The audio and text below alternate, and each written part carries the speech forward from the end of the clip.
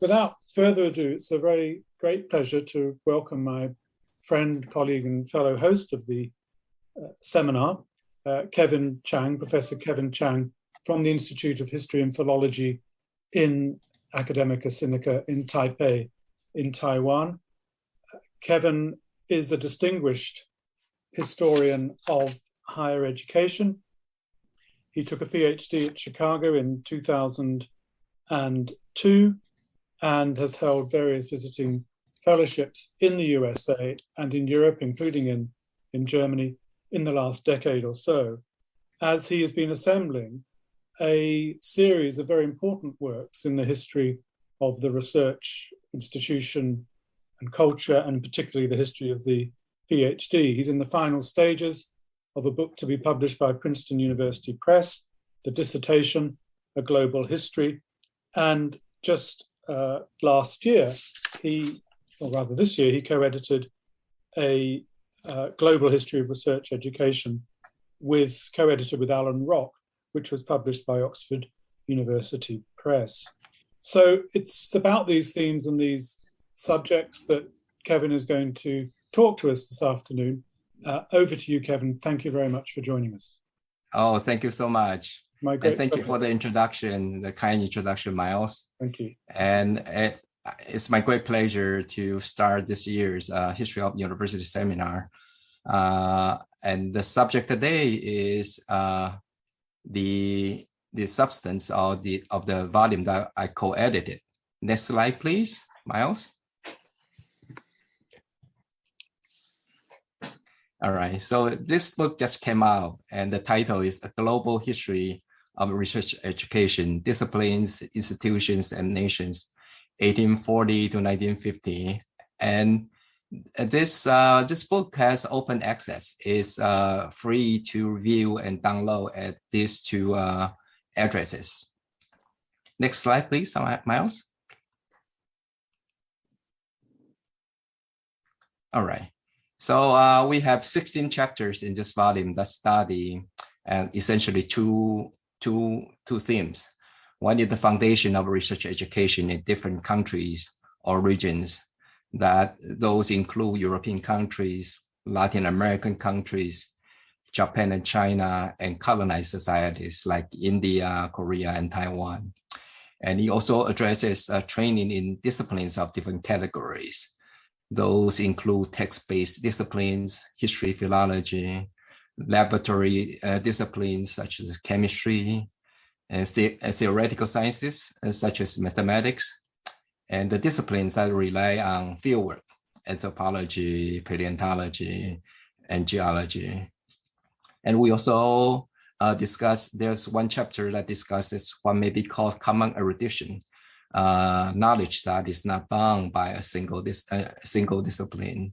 And also we deal with unruly disciplines such as statistics that are fields of study that constitute disciplines by themselves, but they are also used by other disciplines.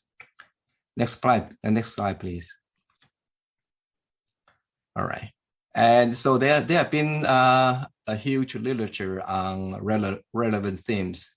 On disciplinary training, there's a lot of work on philological training, works by James Turner, Anne Birch, Colin King, Carlos Sporhaza, history by especially the historical seminars by Georg Egers and the others.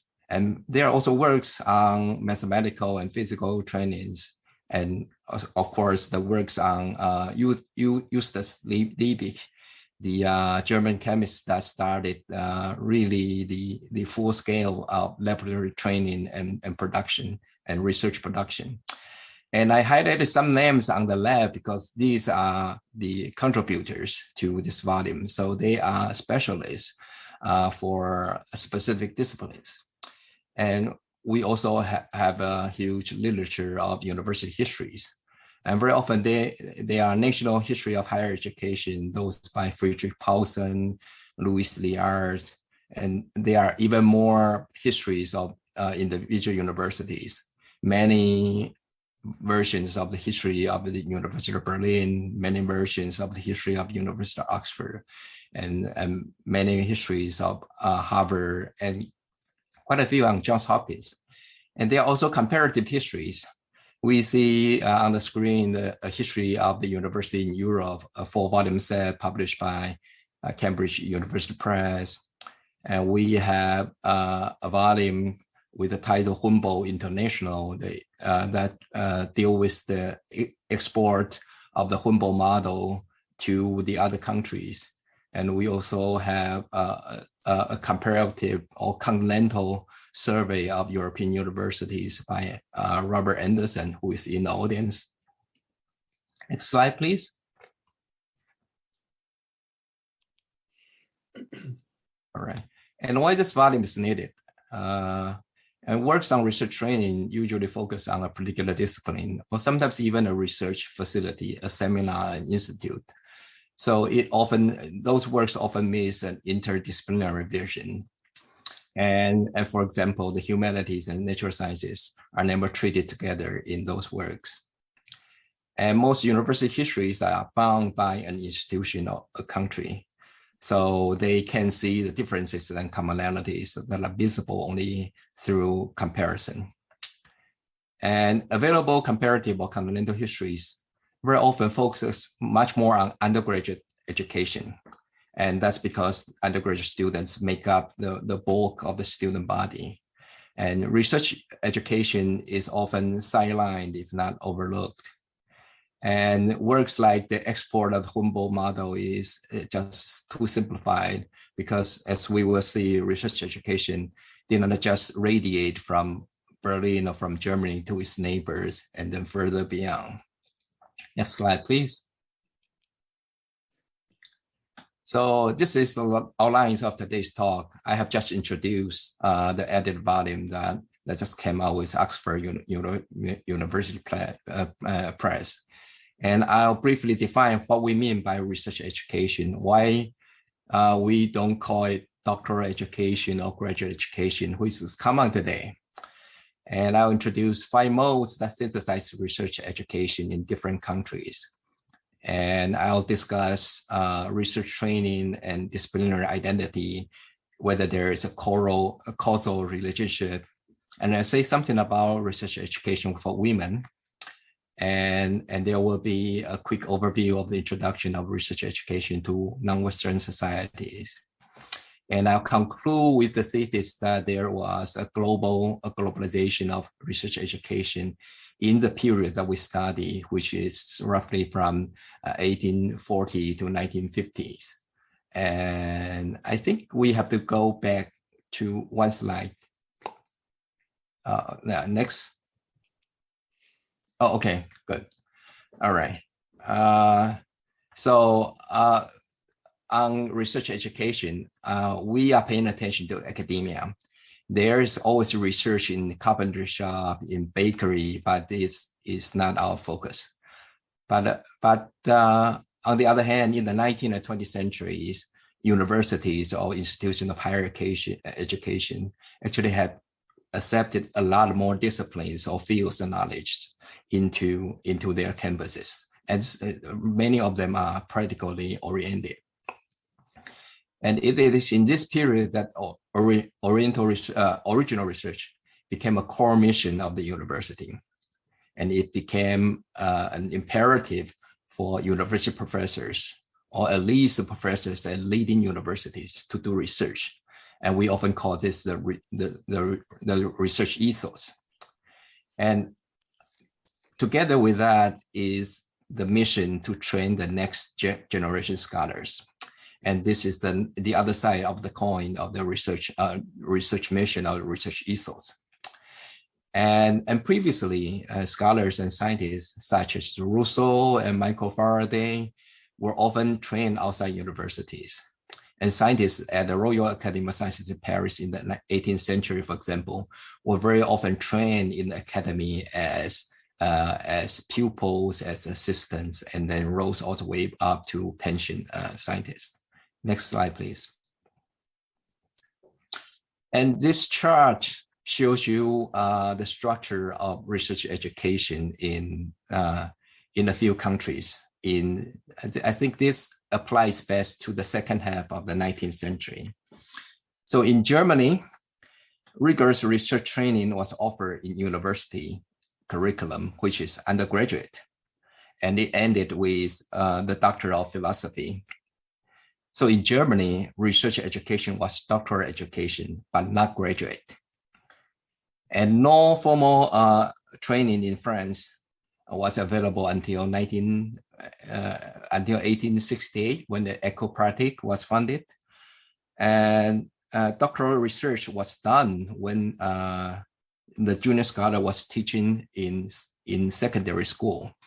So he entered the university, received the licence, and then he will be teaching in secondary school, going through at least 2 more stages. One is agrégation, the other is the receipt of the doctorate, and then if he is lucky, he will be appointed as a university as a professor in the faculty, because there was actually no university in France until the 1890s, and the previous university were broken into isolated faculties. And it's better to replace the United Kingdom here with England, because Scotland is a little bit different. But anyway, a kid would enter the university to study, and very often within a college. And at the end, he received a Bachelor of Arts degree. And in Scotland, the degree would be the Master of Arts. And from then on, he paid a little fee to become an MA, and he would be qualified to teach as a college fellow, as a tutor, or even university lecturer. And in the United States, students finish the BA first before going into the doctoral program. And there is a curricular work offered at the university, and it is residential. And so the doctoral education in the research education in the United States is both doctoral and graduate. And in Japan, a kid left high school to enter the university, and he received a bachelor's degree. And although there was graduate school, and any time in graduate school wasn't required for an academic career, and many of them were appointed to the junior ranks of the teaching staff without going into graduate school and without doctoral degrees at all. Next slide, please.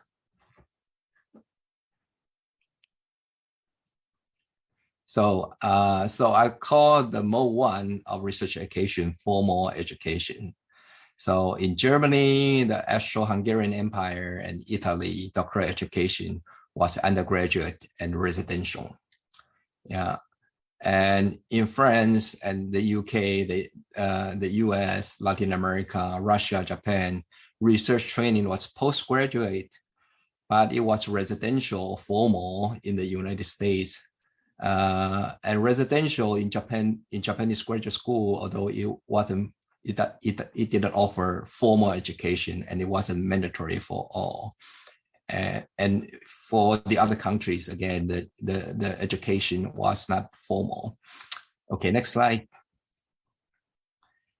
And for the formal research training, there were different apparatuses or instruments. We know very well the seminar, which was used in philosophy and philology.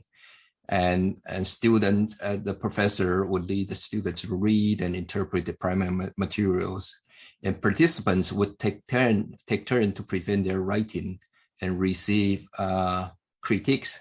And the doctoral dissertation very often came out of the seminar paper. And mathematicians also use the seminar to train their students. In the seminar, they do exercise questions, they read the latest literature, and they pose, formulate, and solve new problems. And the seminar in Japan did all the work about, but it have two special features. So a very important one is that it would do group readings of latest literature in Western language, which is not their native language. And very often participants would come from outside the university. And they were teachers of local technical schools, teachers of women's colleges, or even teachers of secondary schools. And the laboratory is also a well-known apparatus of research training. It was used by chemists, by experimental physicists, and for phoneticians in the 20th century, for example. Fieldwork also became an apparatus of training for anthropologists, geologists, and so forth. And statistics was a tool, a method, or an apparatus as well. Next slide, please.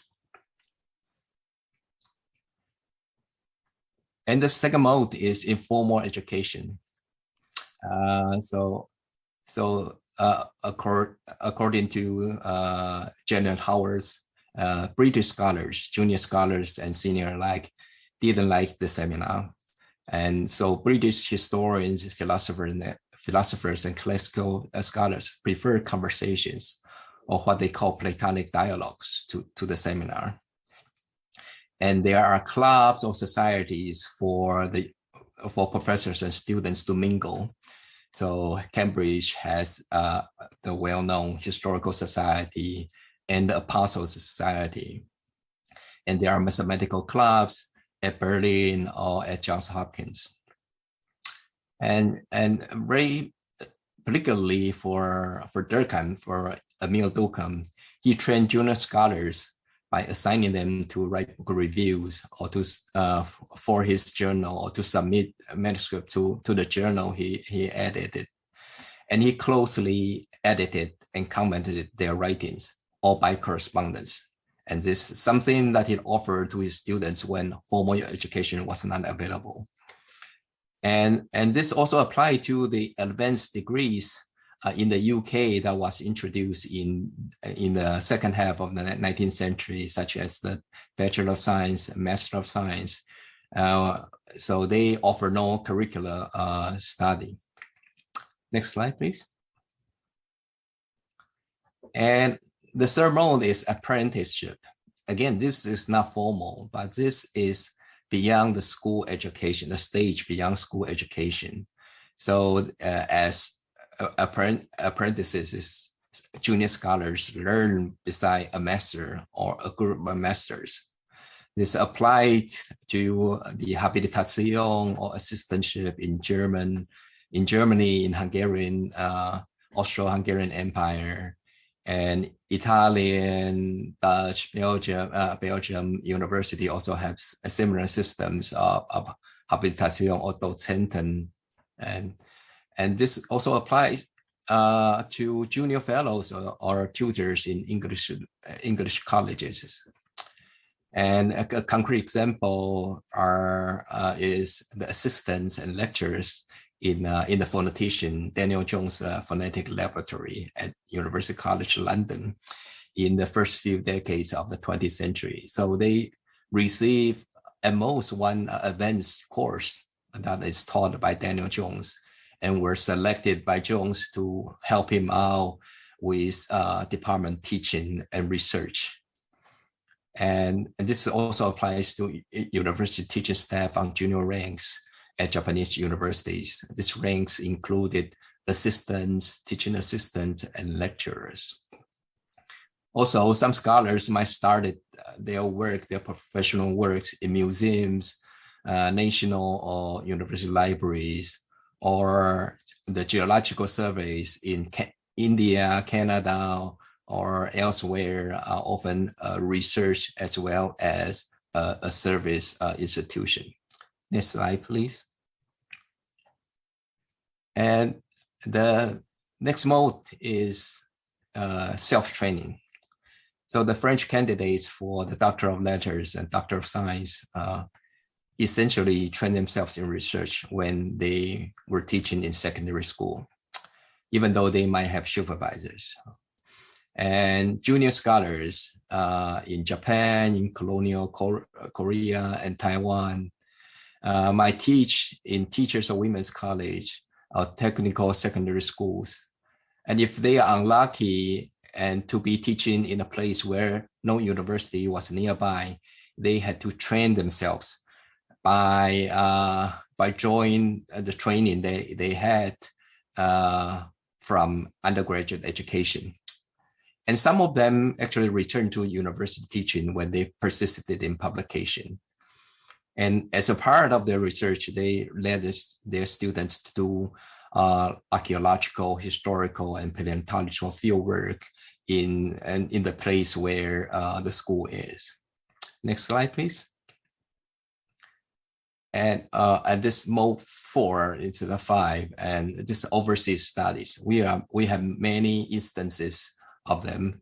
So British students study chemistry with Libby at Gießen, and for instance, students to study in Germany starting in the 1860s.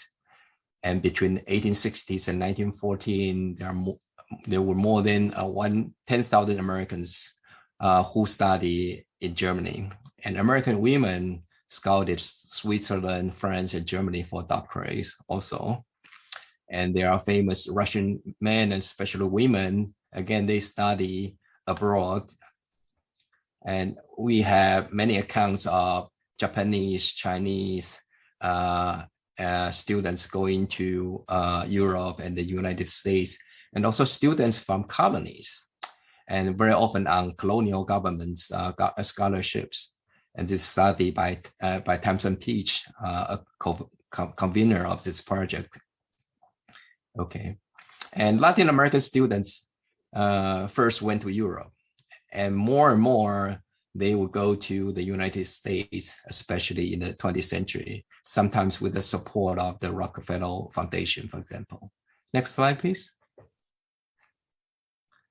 So a little bit more about study abroad. So some of those junior scholars or students study for degrees, others did not. Sometimes they were just exchange scholars, or they took on advanced study without seeking a degree. And this study can be formal or informal, or a mixture of both. And for the people who receive overseas education, they very often felt that it was superior to the education at home, and it's a superiority in kind and not just in degree. And returnees of overseas study brought home the latest knowledge of the field, the research ethos, and the valorization of the academic degrees. Okay, and next slide, please.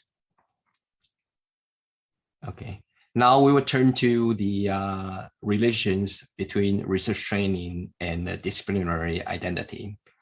And this is a quote from the French historian Gabriel Monod. He took his study at Göttingen and took the other historian on the right, on the bottom, Georg Weiss. And he said, one left these lessons not just better instructed. This is about his Weiss seminar, not just with clear ideas and a better order mind, but also with love and respect for truth and scholarship, and with understanding for the price that they cost, and with resolution to work for them. So one sense that Mr. Weiss put his entire soul into this informal and direct teaching, that he wanted to accomplish a moral as well as an intellectual work, that he wanted to form men as well as scholars, that he gave the best of himself. So this is to say the seminar not just trained a technician, it just doesn't instruct skills. It reformed the person and made an ordinary person into a scholar, into a historian. It imparted a professional identity, or even transformed the soul of the person who receives this. Okay, next slide, please. So we would ask if the apparatus of research training determine a disciplinary identity, or vice versa, if the seminar was so powerful in forming or reforming a student. And then after reflection, we find that it's hard to establish a causal relationship for two reasons. One is that one apparatus was often shared by several disciplines. The seminar first used by philologists, and then by historians, and then even by theoretical scientists, including mathematicians. And second, a discipline might use several apparatuses to train junior scholars, although not always at the same place or at the same time or for the same subject. So language scholars of the 19th century, like Saussure, would rely on the seminar to train his students. In the 20th century, scholars of Native American languages were trained in the field, and the phoneticians in France and Germany were trained in the laboratory. And those at University College London received very rigorous oral training, okay, in the classroom. Okay, good. And to add to that is the proliferation of disciplines. They were many new disciplines that appeared in the 19th and the early 20th century. Philology gave birth to language studies, literary studies, archaeology, anthropology, religious studies. And in Britain, especially classical studies diversify into comparative literature, classics, anthropology, and archaeology, and so forth. And then a discipline might have several roots. So language studies derive from philology in continental Europe, and from anthropology in the United States. And archaeology can be traced back to philology or classical studies, anthropology, and geology. So it had both roots in both the humanities and natural sciences. Next slide, please. And this is not a place, and we have no time for an overview of women's higher education today. But I'll just give the example, and they are the women who work in language studies in Germany, France, England, and the US. And I studied them in the chapter that I contributed to this volume. So at Hamburg, a lead, which hosted a leading institute of language studies. So a doctorate was awarded to a woman who studied in the Institute of Colonial and African Languages. But she had to give up her career after her marriage, and she was married to another scholar.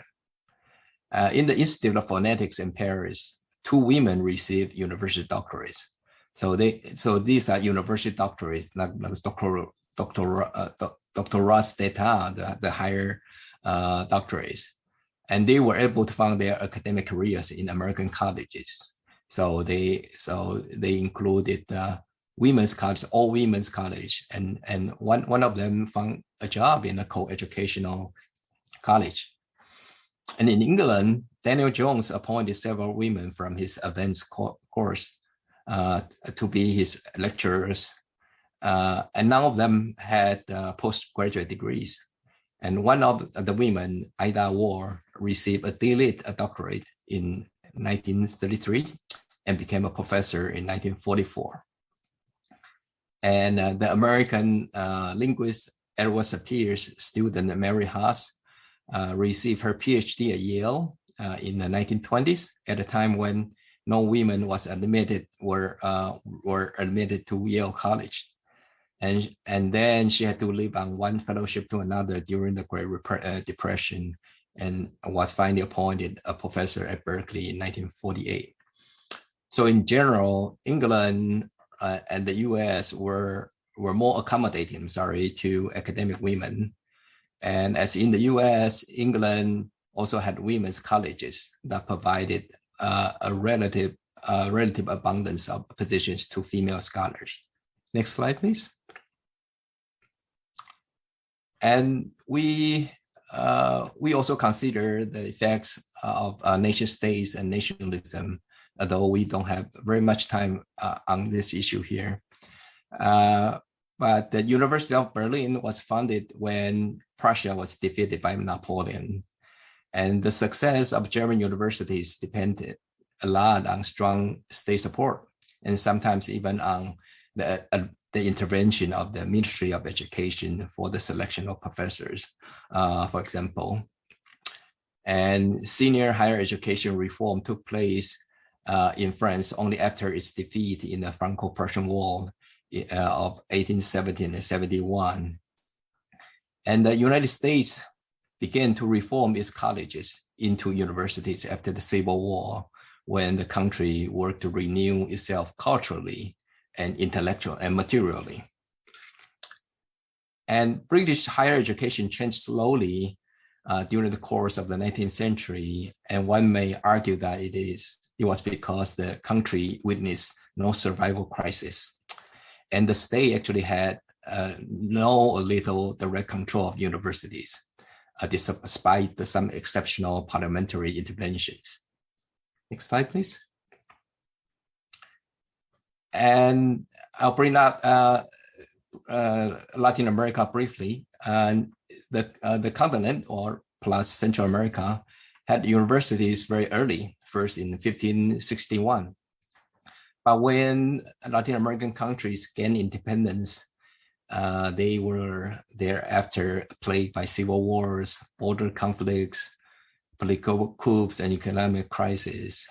And as a result, its higher education institutions were stagnant. And individual countries were able to set up research doctorates when they were politically stable and economically well off. So Peru and Argentina did that in the 1880s, Mexico in the 1920s, and Brazil in the 1930s. And there were some cases of research institutes in Latin American universities that prospered in the 19th and early 20th centuries. And they were often directed by foreign scientists, and they fell apart after the departure of the director. Next slide, please. And for East Asian countries, the university was an alien institution, and it was accepted only at the moment of national survival. So Japan had the first university in 1877 after the country decided to westernize by the Meiji Reform, which was a response to Western powers' aggression. And it established doctorates in 1888, first as professors' initiative to distinguish themselves from students and ordinary professionals. And China finally accepted the university in the early 20th century after repeated defeats by Western powers and Japan. And the university came almost as a replacement for the civil service examination. And the country established no doctorates or awarded no doctorates before 1980, although some research training was provided at the master's level in the first half of the 20th century. Next slide, please. And Russia had its first university in the 18th century.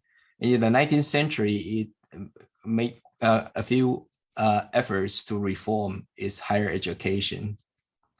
And very often after national crises, such as a defeat in the Crimean War. And research was gradually expected for master's and doctoral degrees from the 1870s onward. And I have to say that the master's degree in Russia in the 19th century and today is more or less equivalent to the American PhD, and the doctoral degree is one level up.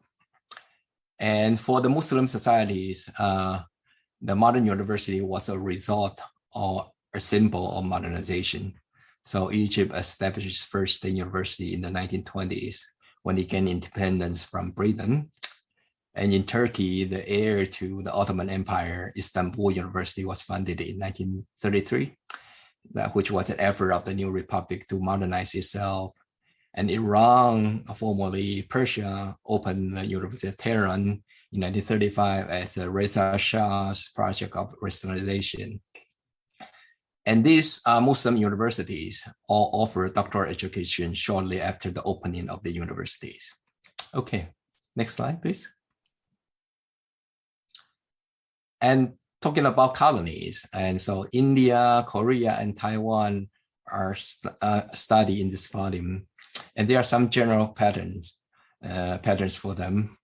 So traditional educational institutions were suppressed, and instructions was given in the metropolitan language, and education was first provided to train local partners for governance, and therefore higher education came late if it was ever offered.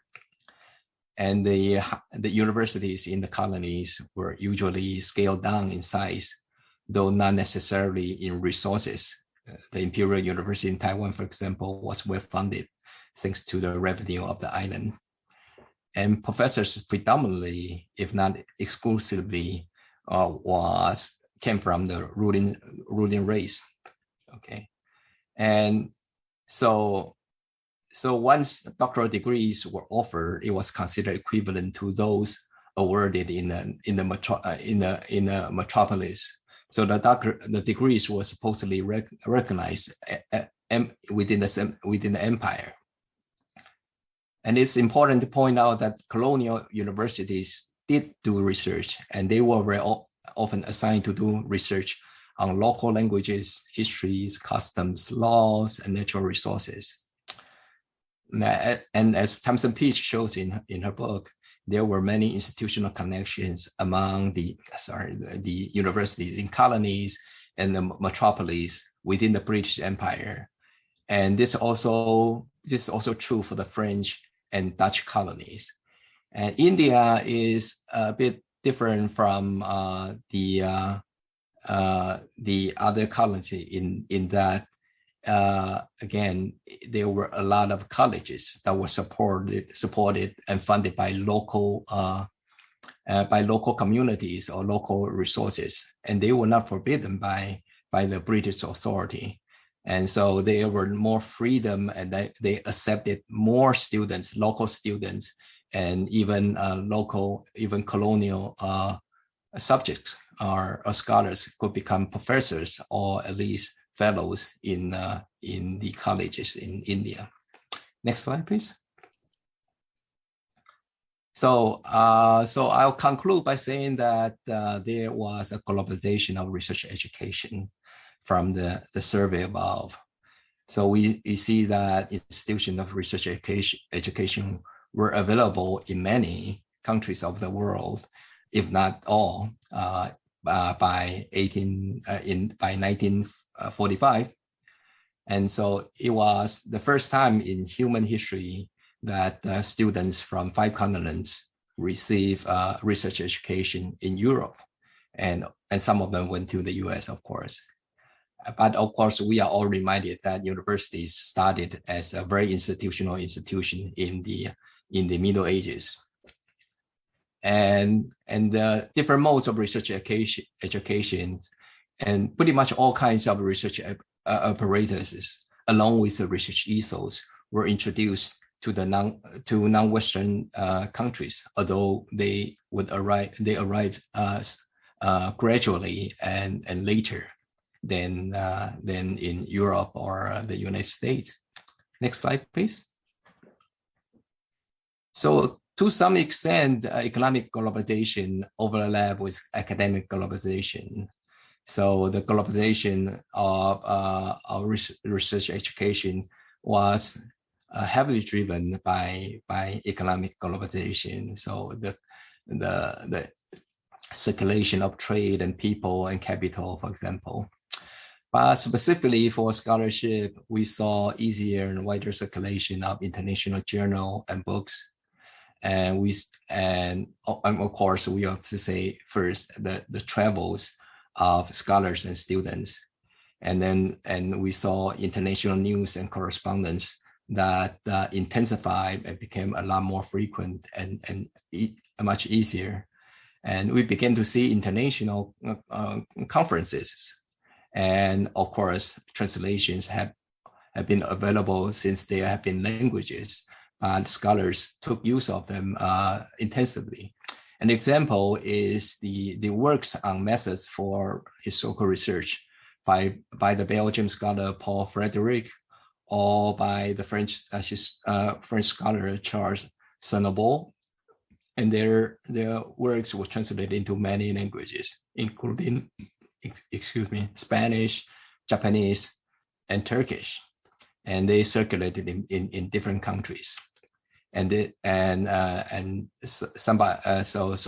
Tostendahl has studied the rise and propagation of historical professionalization, but he didn't include Japan and China, of course. Next slide, please. But at last, I have to say that there were differences between academic and economic globalization.